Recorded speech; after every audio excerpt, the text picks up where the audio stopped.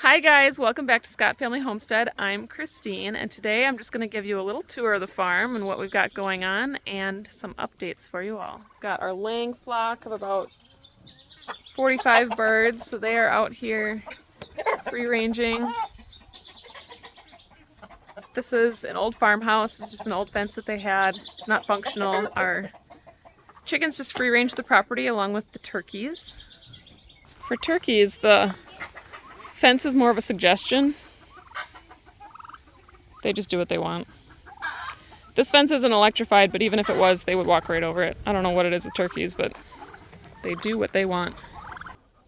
All right, now I'm gonna go show you the pigs, because I haven't done an update on the pigs in a really long time. I think you're gonna be surprised at how big they are. So the pigs are on pasture. They actually really enjoy the pasture. And they even eat grass and root around. But this space has lasted them quite a long time. And they're getting quite a bit bigger. This red one here, this is our gilt. She'll be the pig that we keep year-round. She's going to be our mama. So in comparison to Harrison, you can see how big these pigs have gotten. And they've got a ways to go yet. A couple months before their butcher date.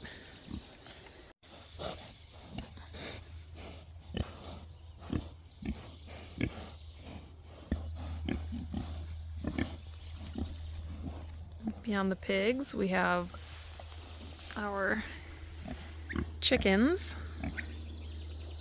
So I'll do a little update on those too, because that has changed a lot in just the last couple days. I love the sounds that the turkeys make. Yeah. Great background for me. They're self-sufficient, stick close to home. Super fun to watch them strut. They make the cutest sounds. Every year I say, we're not doing turkeys ever again. Maybe instead of meat turkeys, we just need a couple resident heritage breed turkeys.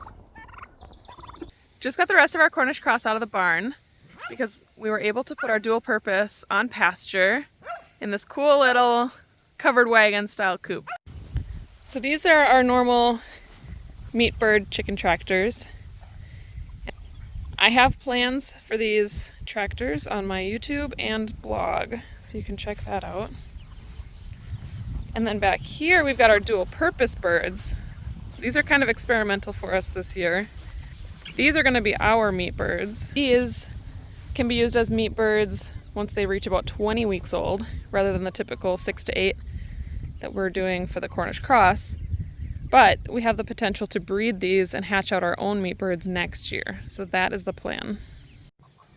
So we got this really cheap trailer off of Craigslist. Just paid a couple $100s for it. And we added some cattle panels, a tarp, roosts, and a couple of end walls. And this serves as their coop for nighttime. And then they're on the pasture during the day.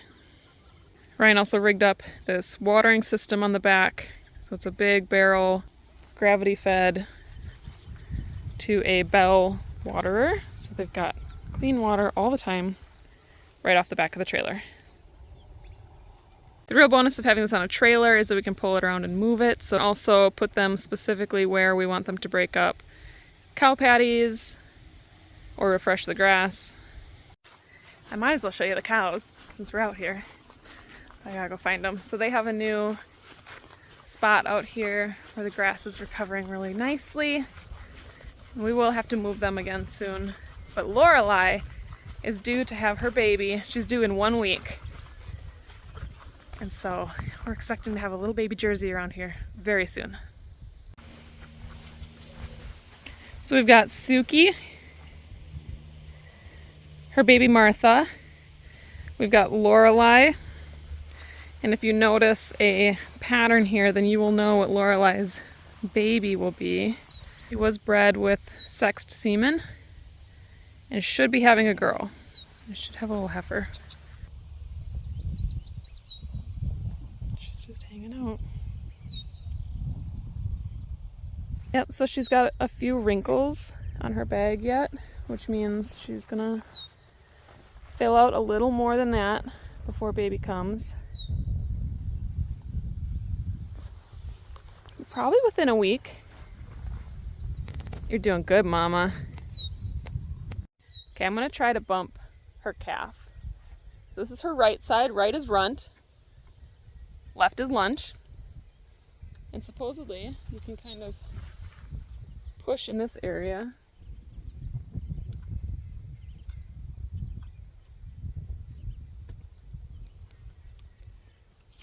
Get a kickback.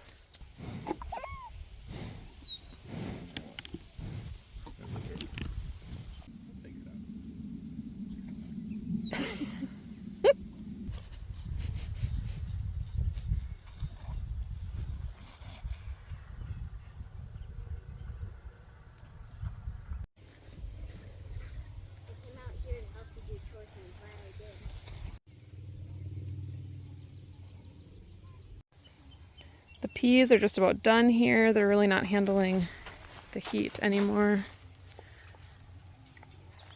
Got lots of flowers on the green beans here. And we've got all the little baby green beans starting. I just tied these tomatoes up, but they're already tall enough they need more support. These are some of my favorites. See some Amish paste back here. Potatoes are flowering. You want to be careful with the flowers and berries. Those are not something that you can eat. Keep the kids away from them. We will start to dig these up after the plants die back. So I've got bigger sunflowers up here, smaller ones down the row. Got a small row of popcorn here.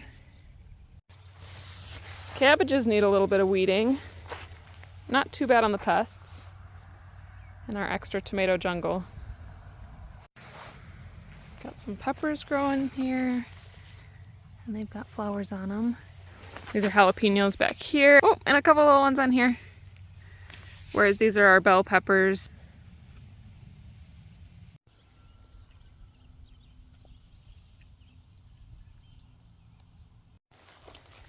It's that time of season to start checking on your squash and hand pollinate if necessary. The kids really love to do this. You can easily teach your kids how to recognize male from female flowers and how to hand pollinate. You can see the difference here. This is a female flower. It looks like a flower on the inside. This is a male flower. Just one stamen in the center. What I'm going to remove the petals off of this.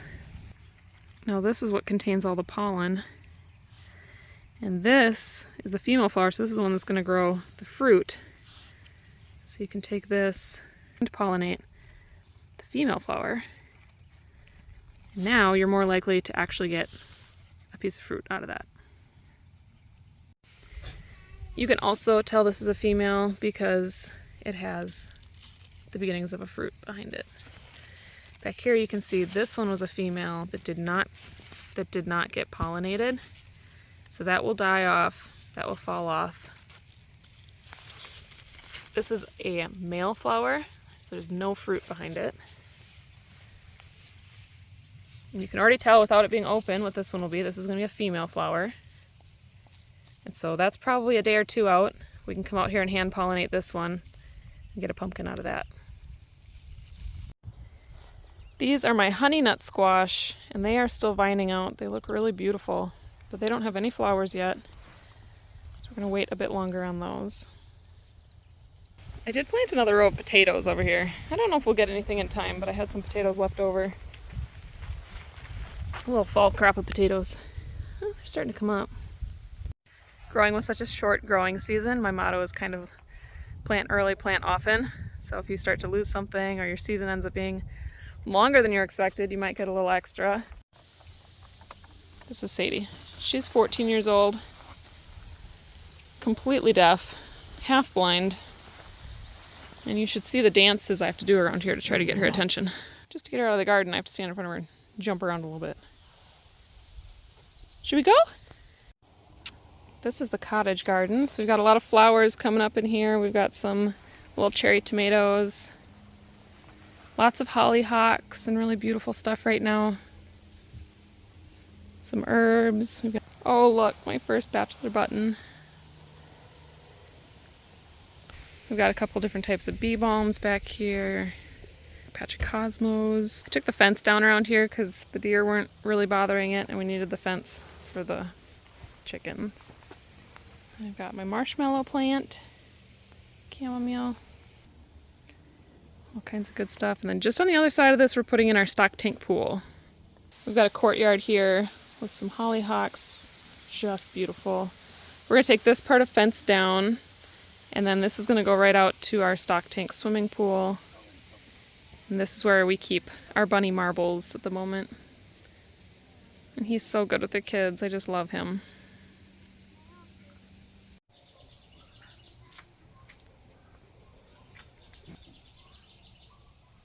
Lots and lots of apples in this apple tree.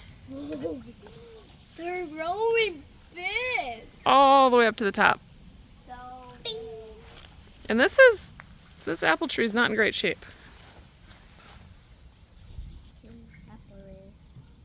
Yep, leave them be and they'll get nice and sweet.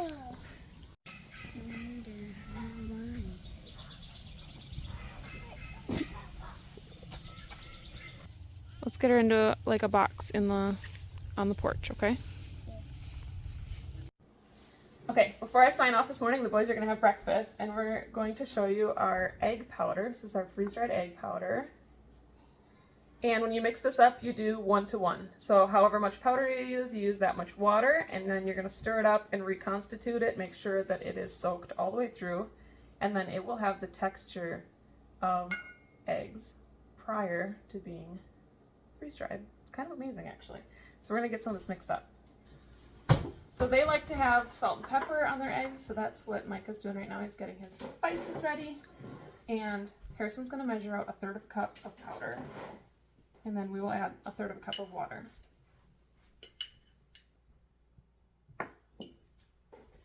Put that into our mixing cup here. And Harrison, why don't you go grab some water out of the faucet.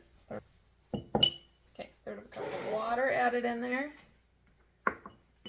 Give it a little mixy mix. Okay, so it's basically reconstituted, but you can see it's got that.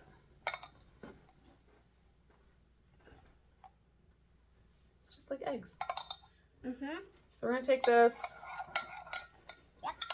Boys are going to add a little bit of milk to it for their scrambled eggs. Harrison, you can go ahead. You have to make sure that this butter all gets melted in here before you can pour that in. So light up your burner. Yep, go ahead. Now, remember how to do it? yeah, Just scrape it off the bottom. There's your pepper. It does not take much. maybe we could pour it in one together. Once you get your seasoning on, you're going to want to stir it again, okay? Would you like some salt? Please. I used to collect Fiestaware, so I have a lot of these bowls and these mugs, and the boys love to use these as their breakfast bowls or soup bowls.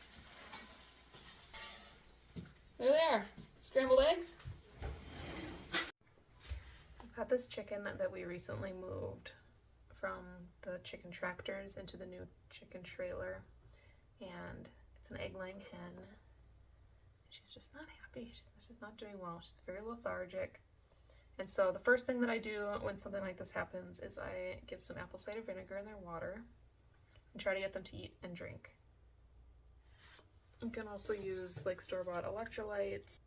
What I need to do is just to make sure that she's still eating and drinking. If you get a sick chicken and you can't bring them back around, don't feel bad. It's very difficult to bring a chicken back around. By the time you're seeing signs of them being sick or stressed, a lot of times it's too late to do anything about it. So I'm going to do what I can, but this is part of farm life. It's the not so fun part. Thank you for hanging out with us today. Thank you for following along and subscribing to our channel. And I will give you an update on this chicken when I've got more information. So make sure you're following Facebook and Instagram as well. Have a good one, guys.